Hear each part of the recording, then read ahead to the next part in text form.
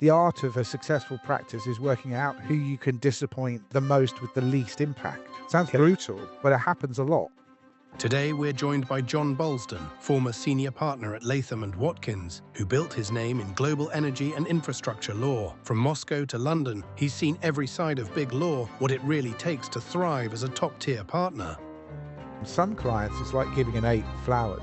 They just don't appreciate what you give them. And you've only got so many hours in the day. At a certain point, you've just got to say to yourself, be a bit more ruthless, because it's your business. The most important client at the end of the day is my partnership. I have an obligation to my partners above and beyond what I owe to my client. But what success means for me is that you as a partner can be more than your own practice. You as a partner embody the firm. What you really need to have is an understanding of how the firm works and a curiosity as to how the other practice areas might work for your clients. So if you had your time again as a lawyer or a partner, what would you do differently? And what's your one golden rule to be a successful partner? The first thing you have to be as a successful partner is... Welcome to Beyond Billables, lessons from top law firm partners, the podcast where law firm partners from very well-known law firms reveal the secrets of their success. I'm Stephen Rodney, formerly co-founder of Fox Rodney Search Limited, previously one of the leading headhunters in the last 25 years, and now founder of Integrate Coaching, where we produce tailor-made lateral integration programs for partners moving law firms. Joining me today, I'm really delighted to welcome John Balsdon, who at the end of 2024 retired from being a partner at Latham Watkins, where he'd been the senior partner in the Energy and Infrastructure Project Finance Group in London, having joined the firm in 2017. John originally became a partner at Clifford Chance in Moscow before moving to Herbert Smith, where he stayed for 15 years and was latterly global head of energy at Herbert Smith Freehills before moving to Latham's. John left Latham's to pursue his dream of becoming a professional photographer, and I'd really encourage everyone to visit his website, alwayslooktwice.com, where you'll be able to see the story behind his stunning landscape photography. So a warm welcome, John. Thank you very much, Stephen. It's been, how long have we known each other now? A 35, long time. 34 years? A long time. A long time. I'm not sure we'd have seen each other doing this 35 years ago in the training solicitors No, I don't think so. But here we are. So that's good. That's good news. So, John, tell us a little bit about your journey to becoming a lawyer and then to becoming a partner. Okay, thanks. I mean, my journey to becoming a lawyer was slightly unexpected. I never thought I was going to be a lawyer. I went to Warwick University. I had no background in the law at all in terms of parents or friends or anybody else. And I just applied to get a traineeship where I could get paid the most money. So I went to a relatively small law firm called Breacher and Company, sadly no longer in existence, in the West End. I'm not quite sure how I blagged my way into that. And then I moved from there. I wasn't a very good trainee, actually, although I was chairman of the Trainee Solicitors Group, as you will well remember, in England and Wales. I then went up to Manchester, to Addleshaws, where I was, for personal reasons, I went up there and I met a guy called Stephen Clark, who'd just come in from Clifford Chance. You may remember him very sadly. His wife was Sally Clark with the children that died. But Stephen decided that I was pretty good at what I did, and he sort of knocked me into shape and said, look, you should go south, my son. So I went to Clifford Chance, came into that London office, Gotham City, you'll remember it, right? The place with no clocks, but you always used to think that it would somehow there would anyway, it was quite an unusual place, and I loved it. But I worked in London for only about 6 or 7 months on the Canary Wharf reacquisition, and that was my first real introduction to big law. And my God, I worked hard, and I was just terrible at real estate, even as a when I was at law school. Didn't really enjoy it. And at the end of working exceptionally hard in January 1996, where I was about 2.5 years qualified, I had an opportunity to go to Moscow for 3 weeks as a firefighter. I thought anything I can do to get out of doing real estate finance, because I could see this sort of being the rest of my career, and I wasn't terribly good at it. So I went to Moscow for 3 weeks, and I stayed for 10.5 years, which was was a slight change of plan.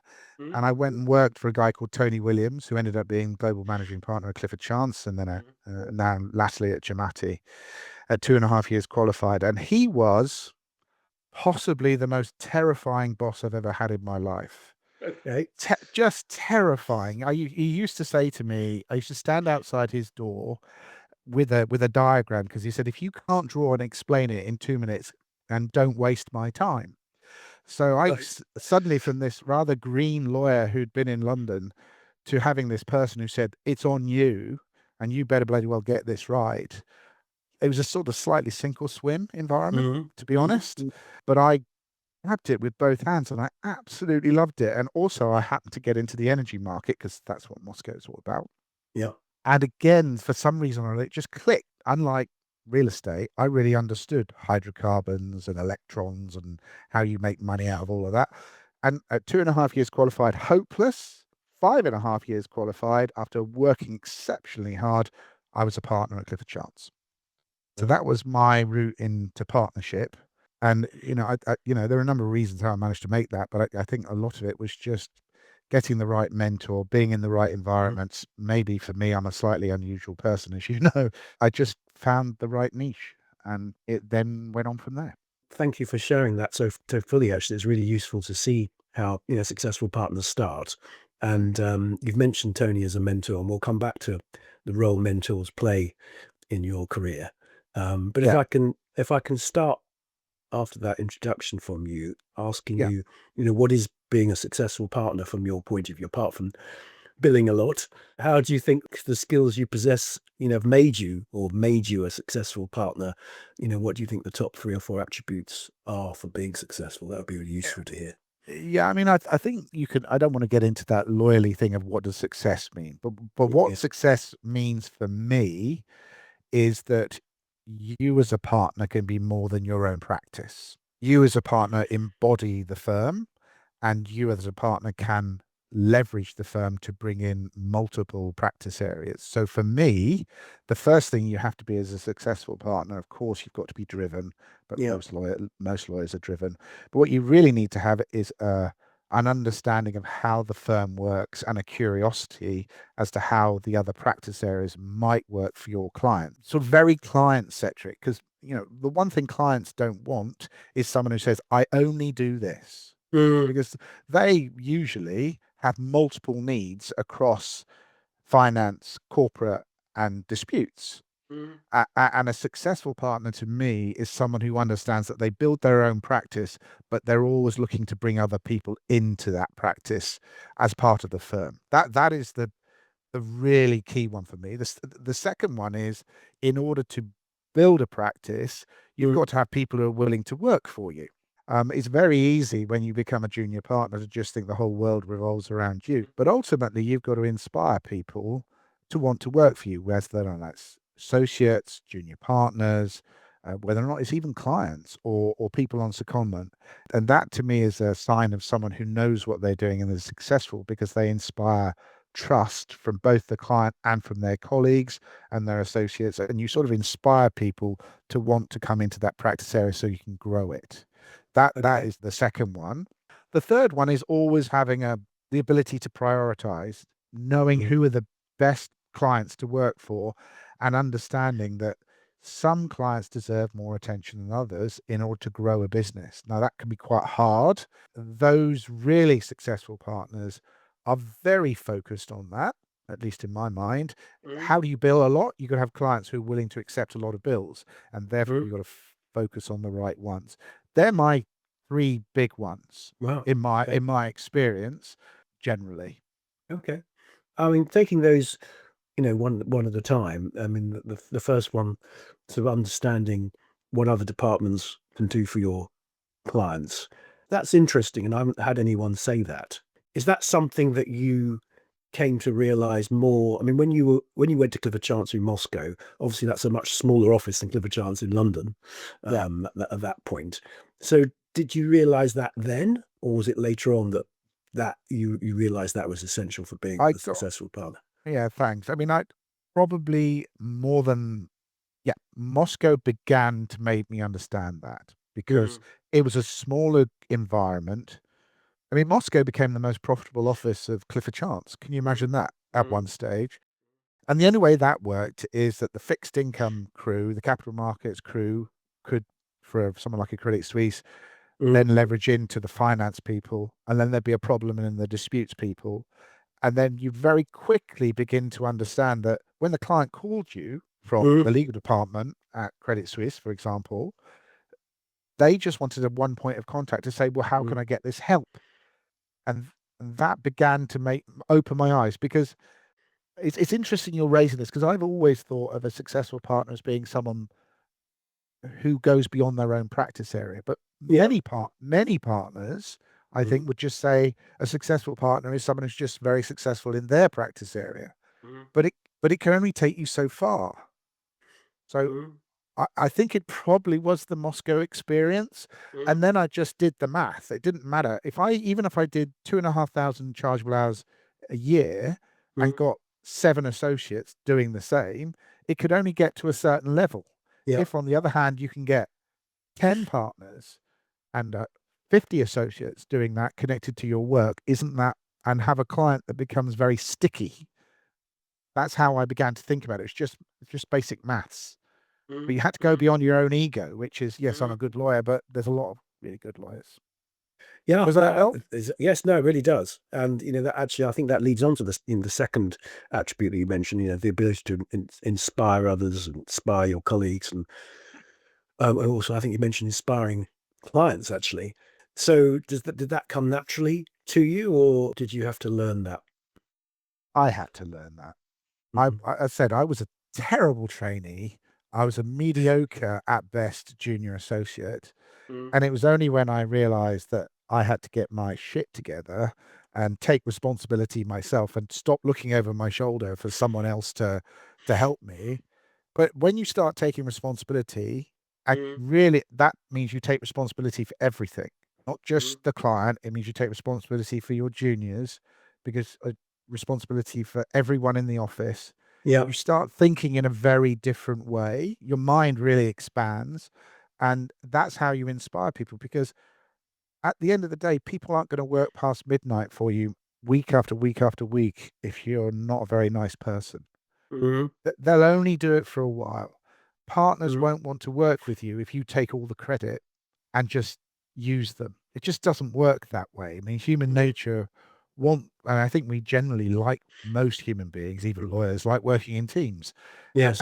and feel valued. A pat on the Mhm. back. I got taught this from Tony. Right? Every now and again, he would come to me and just give me a pat on the back, and it meant the world to me. Mhm. I was walking on cloud nine for a week after, where he said, "You did really well there." Then he wandered off and probably said it to every other person. But it really didn't matter, because that's the way that you get a tight team. And Mhm. ultimately, clients start saying, when I call up, I don't need to just speak to John. I could speak to Stephen, or I could speak to Mhm. someone else. And they're all, marching to the same tune. And it made Mhm. a big difference. Yeah. No, I can imagine.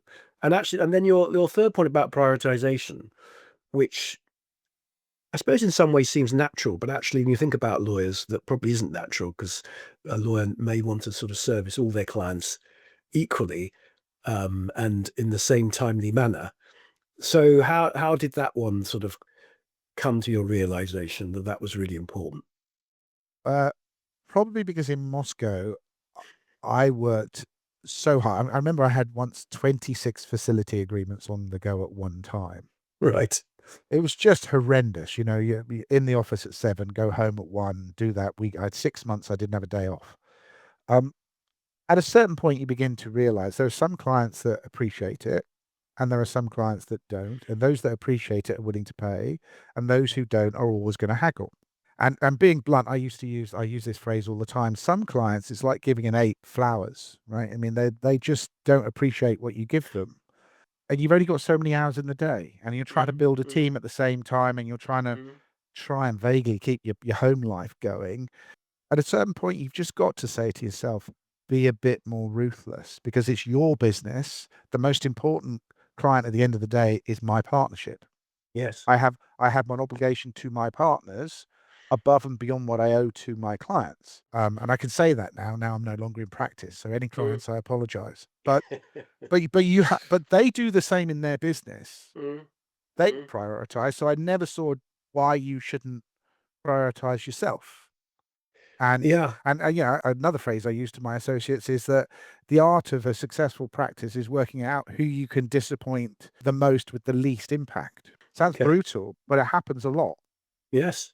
I'm sure in the world we live in, where there's so much pressure Yeah. on billables and everything, and being successful with clients. Do you think that if you hadn't gone to Moscow, so if you'd stayed in London, that you would have made partner with all these realizations as quickly as relatively quickly as you I, did? I no. Tony used to fly in on a Monday, leave on a Thursday. He let, I like responsibility, and he gave me my head. There is no chance with what I was showing in London at 2.5 years qualified that I was going to Mm, get that degree of exposure. I compare myself to my wife, right? Paula. mm, She made it in London, no problem at all. I think there would have been a very high chance I would have been spat out by the system mm. because I wouldn't have been put in an environment that I would have thrived. Now, Yes. didn't by the time I came back to London in Mm, 2006, I was ready to thrive and I was mm. able to manage it. But this is something I think everyone who's a lawyer as a junior needs to understand that everyone matures at a different rate. Everyone has a different environment that will suit them, and they different skills at different levels. They change fundamentally, right? Being a senior associate does not equip you Mm. to running a large practice. It equips you to deal with an understanding of what the senior associates and the team need to do, but it doesn't equip you with the ability to take judgment calls at Yes. times, Yes. or to make business decisions that a particular client is just never going to appreciate you, or a certain Yes. client has huge capabilities of appreciating you. And so, yeah, in answer to your question, probably would have got kicked out in London, but I went to Moscow and it all worked out okay. Yeah. Okay. So, I mean, those are really interesting answers, John. And so you came back to London. When you came back to London, I can't remember. Did you move straight away, pretty much, to Herbert Smith, or was it? I moved in 2002 to Herbert Smith in Okay. Moscow, and I helped Sorry. them. Right. Yeah, I helped them set up their Moscow office, and Yeah. one reason or another, it went from not very big to again most profitable office Yeah. in the network. And by the time I came back, it was in tier one in a number of areas. Mm, So mm, it was a really good experience in Moscow mm. to go from Moscow and then to turn up back in London. Yeah. So, how was that when you came back to? I mean, it's almost like being a lateral, sort of joining a new firm. I would have thought. I mean, you obviously would have known some partners, but you'd only been there 3 or 4 years, not in London, so you hadn't got the Yeah. hinterland of being an associate at Herbert Smith in London. So how was that coming back?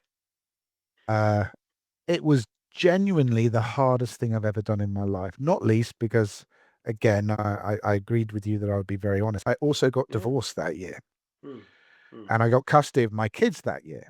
mm, So I came back from Moscow. They gave me a lovely big corner office in Exchange House, mm, overlooking the square, a phone and a desk.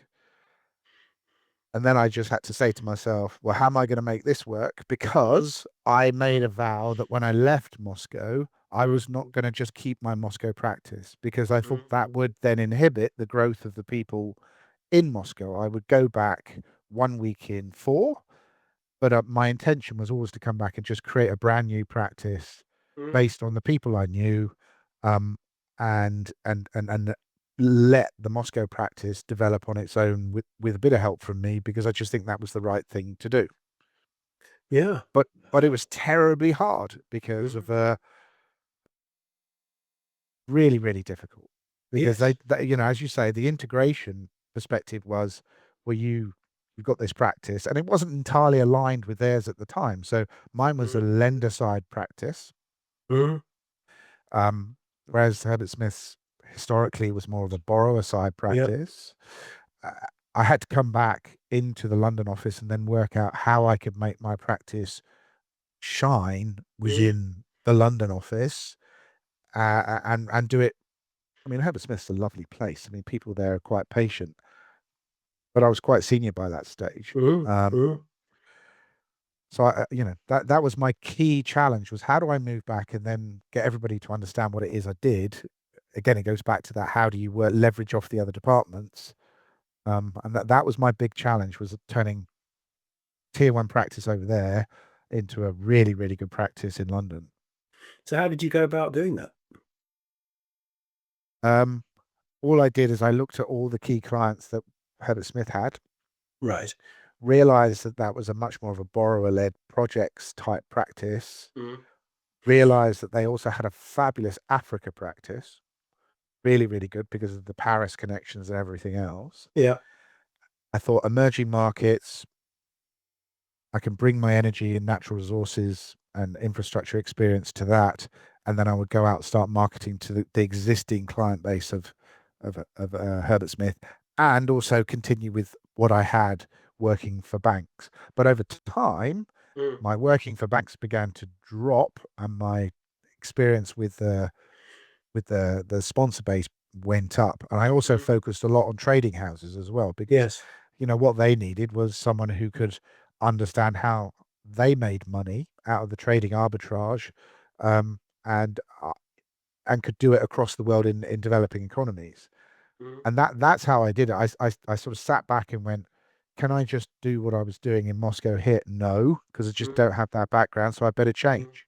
I imagine you've seen um, quite a lot of people come back from overseas offices and it not work out. Loads. I'm sure, and so what do you think the reason? And the reason I'm asking that is it's quite similar to, as I said, a sort of lateral move. It's a little bit different, but similar-ish. Yeah. So what do you think the reasons those people it hasn't worked out for them Sometimes they're generally? unlucky. Sometimes Mm. they're unlucky. The Mm. market may move, but in general, it's because they don't realize or Mm. pivot quickly Mm. enough and to go around and say, I need help. Yes. So I have a whole series of skills which are fabulous for a whole range of clients that work Mm. really well there, which is why you want me back in London and were prepared for me to come back to London. Yeah. But perhaps it's not going to be the same. They won't, that the pricing pressures could be different.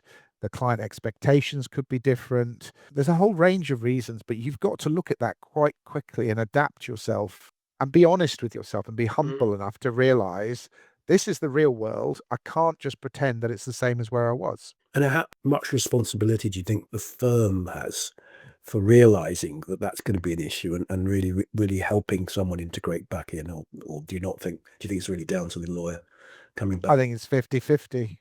Mm. Or even, no, I think it's 60-40. I mean, we're all grown ups, right? By the time most of these people who come back, they're probably in their 40s. They should be capable of making that decision. They've done enough analysis and shown commercial judgment to be Mm. promoted to be a partner. But the firm itself should put an arm around them and say, you're going to be great. Sometimes, but so not betraying any lack of confidence in them, but just saying, how can we help you have a softer landing as possible before you take off? How can we introduce you to as many practice groups? Because my experience was I got more work out of my own outside my practice area than I ever got within it. Okay. Because, you go off and you talk to the disputes team and you say to them, well, how about let's talking about when financing goes wrong and the disputes group need to get involved. Or you go and speak to the M&A people and say, well, okay, if you're going to do an M&A acquisition and it's in the energy sector, you'll need to know what the underlying assets are, Yeah. which I know. How about we give a talk to these clients? And everyone's going, oh, great, that's great. Someone's giving me something interesting to talk to my clients about. That's where they fail, because they just come back and just think it's business as normal. Because, or at least that's my assessment, is Okay. that they're just not willing to understand that you'll need to adapt, and Mm. the only constant is change. Yeah. Okay. So moving forward, you then stay at Herbert Smith for a number of years, and then you move to Latham's. So what do you think? What are the common attributes for success? In different types of law firms, UK and US, and where do you think they differ, if they do differ? Even more what I've just described, because I did keep a whole bunch of my clients when I moved back from Moscow to London with Herbert Smith. Yeah. By the time I left Latham, I had not one client that I had from Herbert Smith Mm. in Wow. 7.5 years. And the reason for that is that the Latham platform is, if you know how to work with it properly, is extraordinary. I mean, Ed Barnett, a great mate of mine who you know, he describes it as like drinking out a fire hose. If you get it right, but if you don't get alignment with the fee expectations of Latham and the client expectations of Latham, you're not going to be at Latham, in the medium term. And again, but they're very good at this. I had 60 interviews, 60 personal interviews I before I got remember. in. Yeah, exactly. They then introduce you to Lord knows how many people to try and make sure that you create that understanding of how the firm works. But to make it work, you've really got to understand their business model and how you can make money within their business model. Again, it's that adaptability, and then working out how you get onto the platform. I mean, it sounds like a bit of a cop out in terms of, I've got this book of business, but in reality, if you've got a client base that are used to being charged X and now they're being charged 2X, if not 3X, how on earth can you take people with you? Doesn't matter how good you are, that's what they're used to. So understanding that and working with that as quickly as possible enabled me to completely change my practice. And so Completely did change you, it. sorry, go No, it's fine. on. So did you real a little bit like when you came back from Moscow to London with Herbert Smith, when you moved to Latham's, and obviously on any move, obviously I've quite a lot of experience of these moves. There's an emphasis on looking at people's books of business and things, even if Yeah. the firm says they're not interested. And it's interesting in your case, you're saying you moved there, and I remember, there was some issues with your extrication from Herbert Smith. 6 months. 6 months and other stuff, which we won't go into on a public broadcast. But so effectively, what you're saying, ironically, that despite them making a fuss, that really they didn't need to, because you got into the drink the Kool-Aid at Latham's and just went on to a completely different platform, and as you said, ended up with none of the clients you moved with, not because they didn't like you, just because you were moving on to a platform which charged a lot more. Charged a lot more and just had different expectations of what a lawyer Mm. would be. And I think it all comes back to understanding when to pivot. So the perfect example for me was August the 17th, 1998. I'm in Okay. Russia. Right. Just bear with me Yeah. on this. Yeah. August the 17th is the day Russia defaulted on its own payment Yes. obligations. I was a finance lawyer. The day after, I became a restructuring and workout lawyer. I did not do another loan for 18 months. And Tony and John Holmes, who's also at Cliff Chance, very quickly understood that we had to get great workout and restructuring advice out literally that evening. And if we weren't first, didn't matter about being second, third, fourth, or fifth, you were dead. Yeah. And that pivot, that ability to just look at something and say, you got to change now, has been with me ever since. And as soon as I got up to Latham, I realized there was just a different way of doing things. I could not get in to see ExxonMobil, for example, at my previous firm. I Okay. could walk in and go and see. First week I'm there, I fly out to Texas. I go straight into the campus, and I walk straight up to the head of finance at ExxonMobil. I'm like, okay, well, I haven't changed. My skill sets are still the same, but now I can get access to these people because the Latham brand is such that in certain environments I can get access. It's like a kid in a sweetie shop. You've got to embrace it with both hands, Mm. but also make sure, and I didn't always get it right, but make sure that you also bring together with you the other partners who are Mm. already on the account. But that ability to pivot quickly and understand where the opportunities lie and how realistic it is to keep your existing opportunities, you need to make your mind up. That's my Okay. thought anyway. All right. And so when you moved, I mean, you talked about pivoting. How well do you think Latham's, takes integration of new partners, or took then anyway? Did you feel that there was an effort to integrate you, or again was it, well, there's your desk? off you go. No, there's a huge effort. There is a whole machine behind you, Okay, interesting. for integration to try and introduce you to as many people as possible that are relevant to your practice and their practice. So they have during the Latham process, what happens is your business goes into this back area. And I'm not Mhm. quite sure what happens. You have to write this very detailed business plan Yes. and explain what you're doing, and then it disappears. And I think what they fundamentally do is work out. They don't really care so much about your book of business as whether or not Mhm. your skill sets and your abilities will align with what the firm wants strategically. Mhm. You need to be the knight on the chess piece that they Mhm. think they need for a particular purpose. And then they latch you up with a whole bunch of other people. It's very clever. And as long Well, as you recognize that, you don't let your ego get ahead of yourself by saying, well, I'm going to go work for other people. It's all fine. It's all actually very helpful. okay, that's very That good was to really hear. good. Sometimes, however, there are other things like when you go into firms that you're not aware of some of the internal politics, and they can be a little bit challenging. And like everyone in life, when you get married, you don't realize sometimes your in-laws are maybe not as helpful as they might be. Well, that's interesting talking about those internal politics. Do you, I mean, looking at someone who, you've obviously been a lateral yourself more than once, you've seen laterals join your respective firms. So I'm interested in the key reasons you think for the success or otherwise of those laterals. Um, we talked about people coming back from overseas offices, but actually moving firms.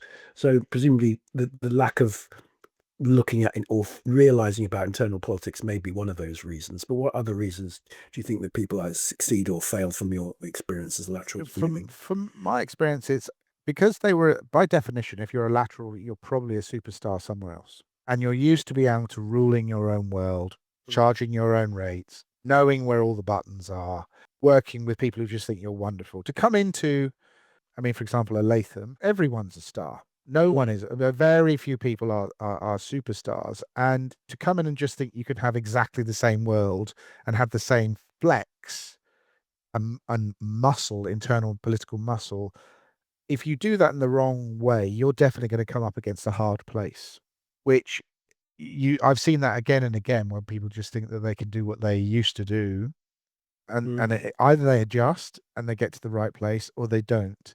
And it comes down to curiosity.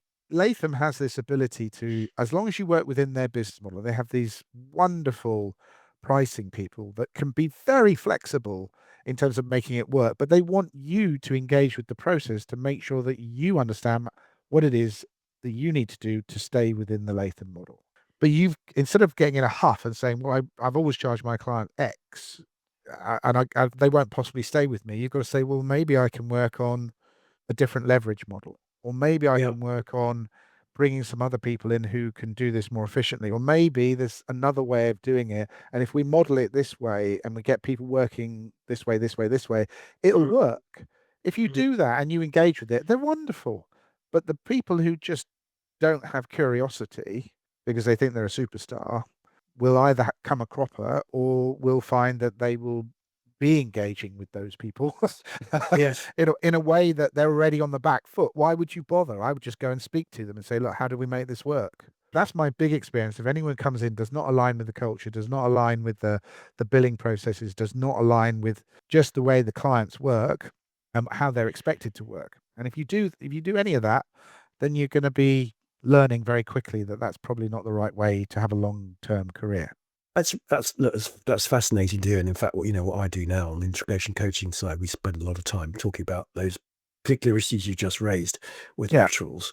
And I think this, how much EQ someone has is very important on that score to recognize that yes, when they were recruited, everyone was very nice to them, and they were treated like the shiny new toy. But when they get to their new firm after the initial period, you're not, you're not the superstar, as you said. You've got to fit into the new culture. Yeah. Obviously, if you become very successful and you want to influence that culture, well, then you can do that from a position of success. But it seems that what you're saying is you have to fit in initially, particularly to a large institutional law firm like Yeah. Latham's. Yeah, you definitely need to fit in. And it's not to say that you can't. I mean, there are some very good examples. Ed Barnett is one of them. Mm, He's done astonishingly well mm, doing it his way, but he made sure that he aligned himself. He's very, very canny at those types of things. And the great thing is, I go back to at most of the law firms, if you align quickly, you'll find your career takes off quickly. And if you take off quickly, you get influence in terms of shaping the direction either of yourself, your group, your practice area, or indeed the firm. And if you're coming in as a lateral, you should be thinking about those things because it just makes it more fun. You know, yeah, no, you haven't just moved for money. If you're moving just for money, that you're likely to be disappointed mm, ultimately. yeah, no, I can see that. You mentioned, just before we move on, you mentioned one thing which I found quite interesting about when you got to Latham's and you got into ExxonMobil, and you wouldn't have been able to do that. There's a No, perception, I think, in the legal fraternity from people who haven't had experience with US law firms that originations is everything in a US law firm, and therefore the partners with the who hold the client's origination credits in some way stop others getting involved with their clients because that's not what you do in a US law firm. That sounds like from your experience that wasn't the case at all, no, I mean right? that is right. I mean there's undoubtedly a huge insight. I mean, is it worth me just explaining the way that origination works and also Yeah. right?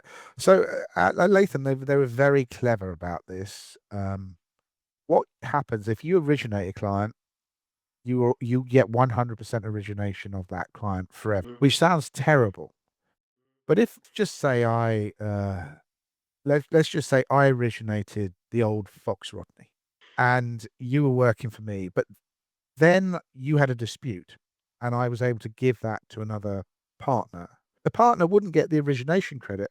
Of course, I wouldn't be doing any of the work because let's just say another partner, Sophie Lamb, whoever it might be, mm, mm. Philip Clifford is doing the work. They get 100% of the execution because for Yeah, every $1, you get $2 of recognition. yeah. So you get $1 for originating, Mm, $1 for doing the work. So it mm. incentivizes everyone, whoever's doing the disputes work or the M&A work, they still get 100%. Right. It's not perfect. Of course it's not, because the key for anyone, if they're clever, is to, God damn it, get that 100% of the origination of a very big client that's on the up and up, because you can make, I mean, oodles of money doing it that way. But Mm, like everything, nothing is perfect, but this seems to work better than most. Because mm, at my HSF, the key thing was to do the work, because that is, I mm, mean, it's a lawyer's law firm mm, and origination really doesn't make any difference, but that doesn't incentivize people to go out and get new clients in or mm, introduce their fellow partners. I mm, mean, your ideal scenario, if you get this right, is bring in a big client, get their needs met by 10 different offices, all the mm. different practice areas. You do very well, but so do all the other partners who are doing it too. Yeah, yeah. That to That's me it's seems logical. mhm. It's interesting what we say about HSF. We've had someone else previously who sort of said the same thing. Do you think HSF has changed, or law firms like HSF have changed to more recognise originations? I think they have. I'm not sure because I don't keep up to date with it very Yeah, much. yeah, yeah. But my understanding from the people I know there is that it is moving much more in that direction. And look, they're doing great, and they will always be a really high class law firm. Mm, I mm, it's where I really truly learned to be a lawyer. No, In all truth, I can hear that. I can hear that. yeah. Okay, so moving back to what's the best moment you've had as a partner and the worst and why?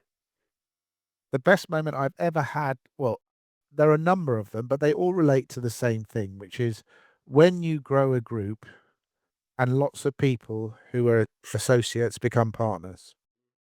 That's my best moment, is when you get somebody to come through the system and is a partner in their own right and is doing really well. Okay. There's that is my biggest. Of course, winning really big mandates Mm, with other people is extraordinarily mm, exhilarating. So that was fabulous. My worst moment as a lawyer, I'm not going to say which law firm did it, but there was a big problem. connected with a failure under a conflict, and the senior partners just basically threw me under the bus and Okay. told me to go and explain why we could no longer act for them on a very important matter because of a conflict. And Right. that was terrible. Wow. Knowing that I was in the crosshairs, that was a very ugly moment. Mm. Just collegiality got thrown out the window. So that was not a happy day for me. Wow. So obviously yeah, what, I mean, presumably you think the senior partner should have gone with you to do Yes, that. Yeah. yes. I mean, the person in charge of the relationship should have gone with me, because how on earth would I ever know? Because I was walled out from the conflict. Mm, But mm. you know, these things make you stronger. Yeah. Yeah.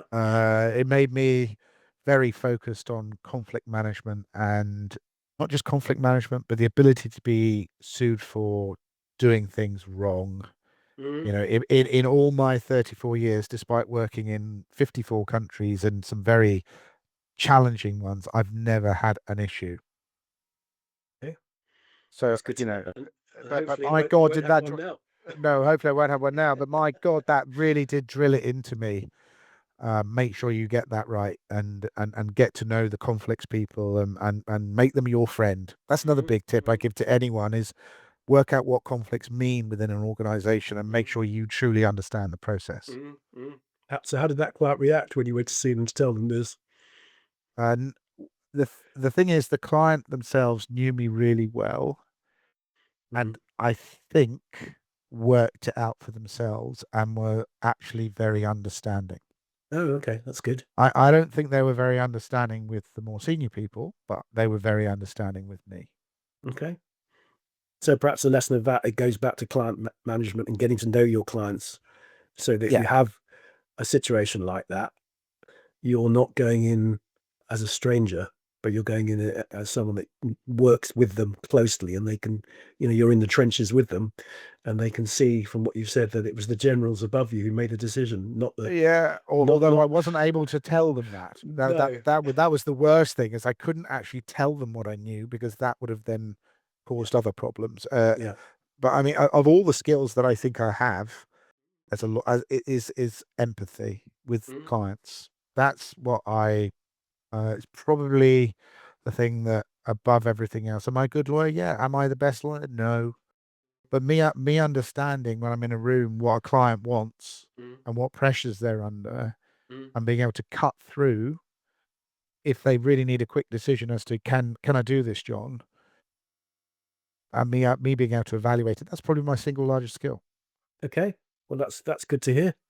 Yeah. And I think, again, I've talked about EQ, and you're right that there's a lot of very, very good lawyers out there. I mean, the huge amount. So that empathy with clients point, and you're not the first person that I've heard say that, is what can set you apart Yeah. from other lawyers who are technically just as good or maybe better Yeah, indeed. than you.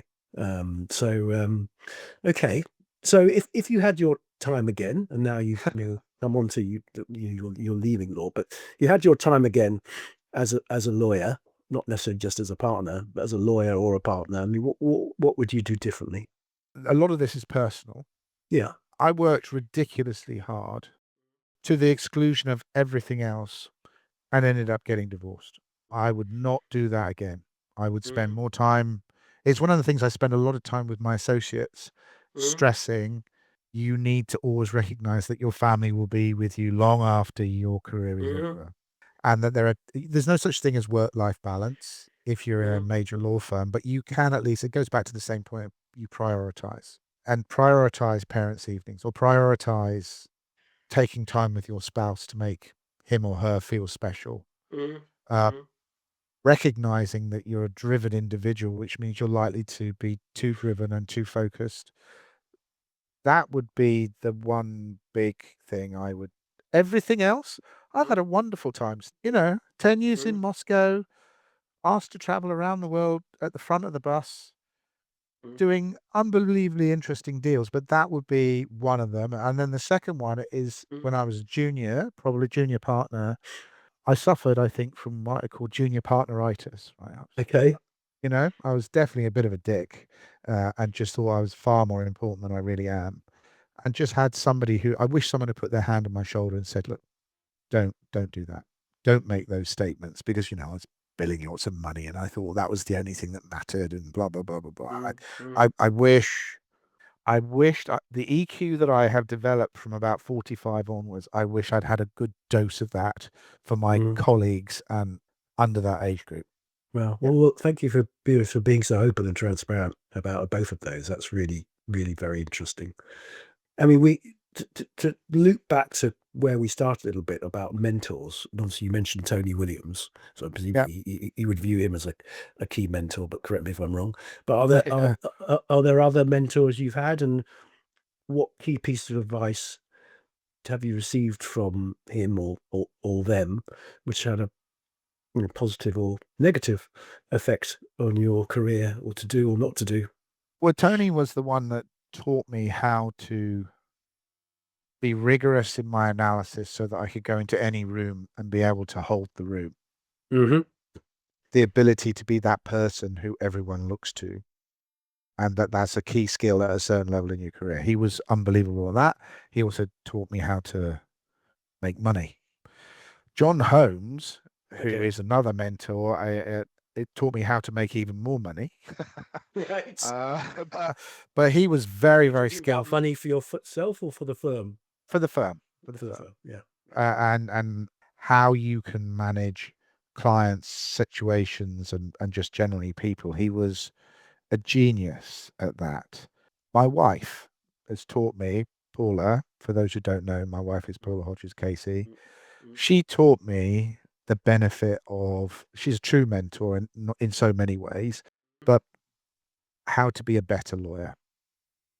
okay. Sounds ridiculous, doesn't it? But I've got to learn it from my wife. But she is so considered with everything she does, and never tries to put her foot wrong. And I became a better everything by being with her. Mm, So that's another one. And then Martin Saywell, who was okay. at Latham, Mm, he taught me more about integration and alignment than I thought was possible, mm. and how to manage your way through challenging situations internally or externally, with a smile on your face and a skip in your step. So lots of mentors, but they sort of stand out. Okay, thank you for that. That's again, that's fascinating stuff. I mean, we're going to come back to off ramping Yeah. for being a successful law firm, but just before we do that, looking ahead, what factors, sort of market or otherwise, do you think are going to affect partner firm success in the future? Has things like agile working helped or hindered partner success? And looking at the effect of AI, just a few tiny little things. How do you think that's going to play out going forward if you were still a I, law firm partner? I think agile working for anyone who wants to become a partner is very challenging because you Okay. just don't get the face time with the people you need. And whichever way you look at it, being a law firm it's a craft. It's an apprenticeship. You need to be around people to see how they're reacting other than on the conference calls. And to me, that I'm glad that people are going back to the office more. I still think there should be more flexibility than Mm, there was before COVID, but I have a feeling that the world will turn and people will say, I want my lawyers in the office. I want people to be around at least 3, 4 days a week to watch how mm, it works. And mhm, for partners to have the ability to supervise and mentor, you need them around. mhm, AI, I think, is the big one. At Latham, we did an exercise. I think we were talking about this previously, where we took a very high profile project financing. We put all of the questions and all of the documents into our AI model on the very sophisticated questions, and we set a series of questions, the actual questions which were asked, including how you might put a document together. And this was millions and millions of dollars worth of advice. On most of the simple stuff, it got to within 95% accuracy. On the sophisticated stuff, about 50%, but it's learning at an exponential rate. So to me, those firms that have the best precedents, you're already noticing this centrifugal force that's going on in big law. Big law now is, whichever way you look at it, is American. yes. and there's a discernible gap between Kirkland, Latham, and everybody else already. If you add that to the AI mix, which is if you've got all the right precedents and you don't give them away to the market, clients might ask for them, but you don't give them away, and you're able to leverage what's in those precedents to be able to say, if someone says, I've got a deal, got an M&A deal, and I want to do this, and it has to be aligned with the last 10 deals, you can probably produce documentation really remarkably fast, remarkably quickly. And the value then will be around the grey hair or the no hair in terms of how you should position it within the market. Those people, I think, will get paid. I think profitability is going to go through the roof. I see. I really do. I don't think we've seen the end of it at all because you'll need less people, but those who are doing very well out of it will do remarkably well out of it. And any associate that comes in has got to work out how to use prompts and AI and be a wizard at it early. Yes.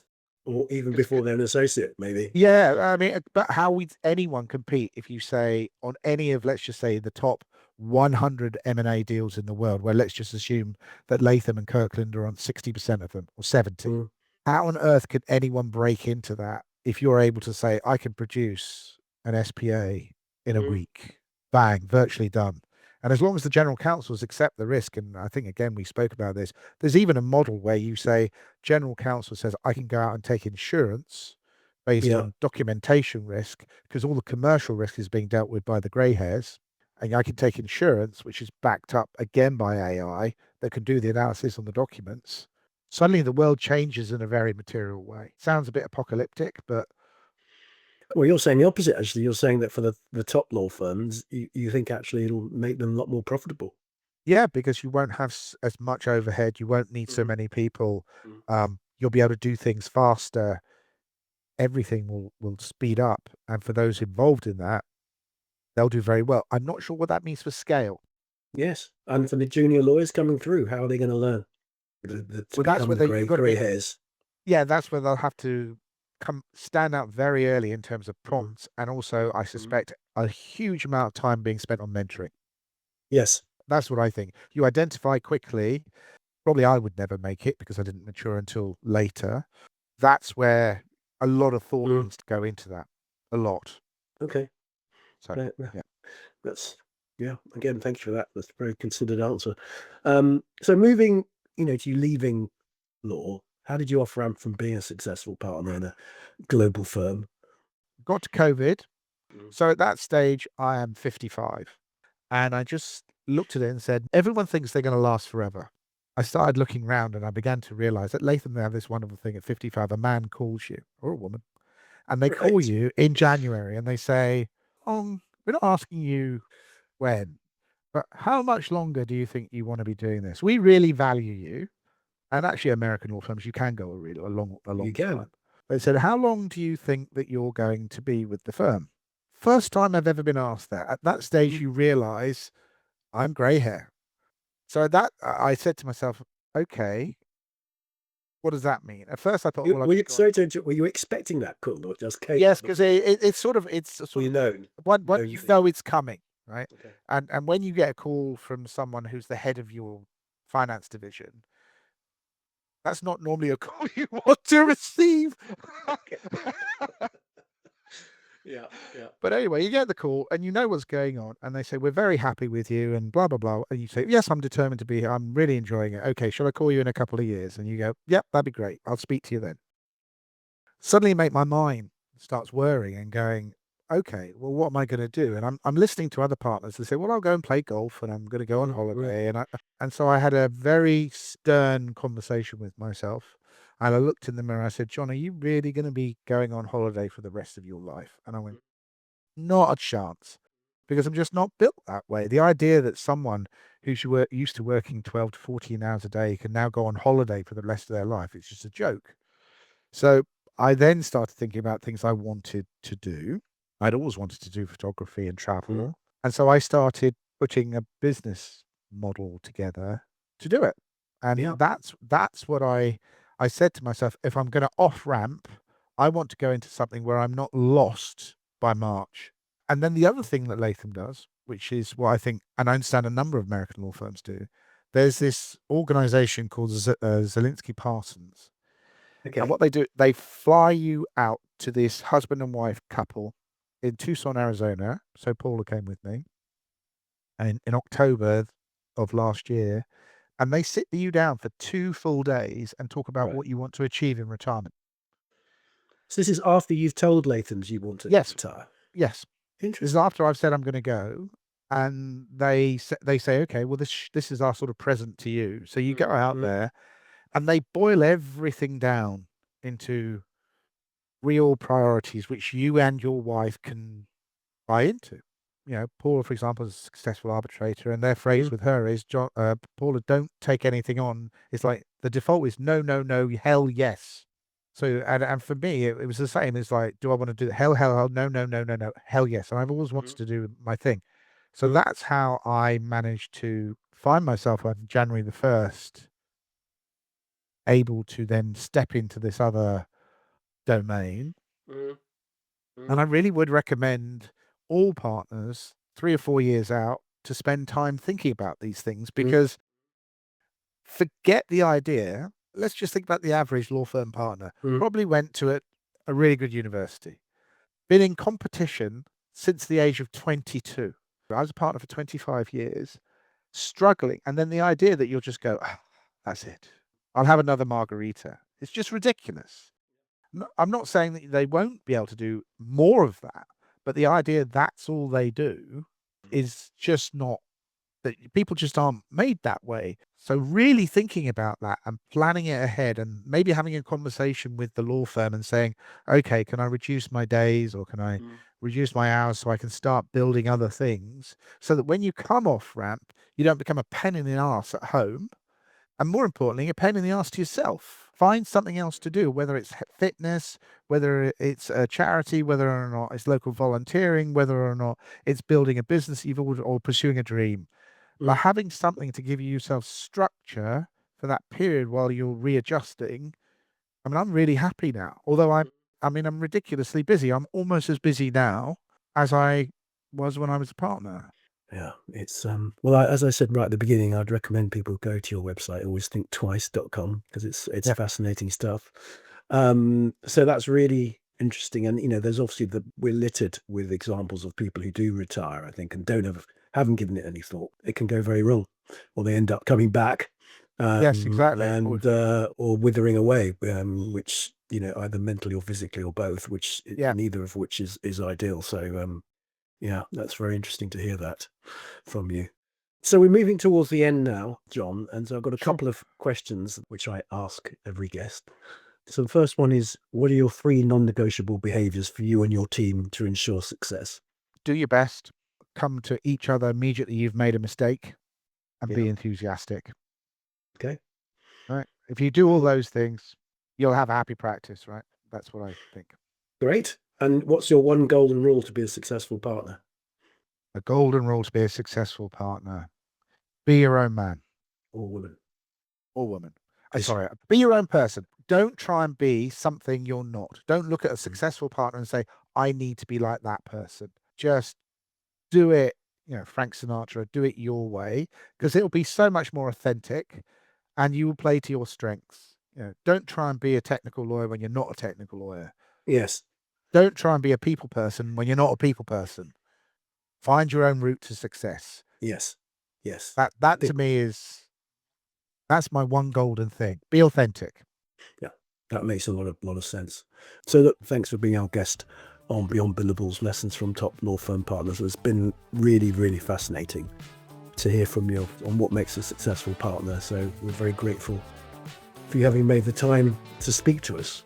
I'm super grateful that you've given me the time. I mean, it's been a pleasure. We've known each other, since we were trainees. I wish you luck with this. I really like the podcast, and no doubt we will be catching up for a drink or something soon. I hope so.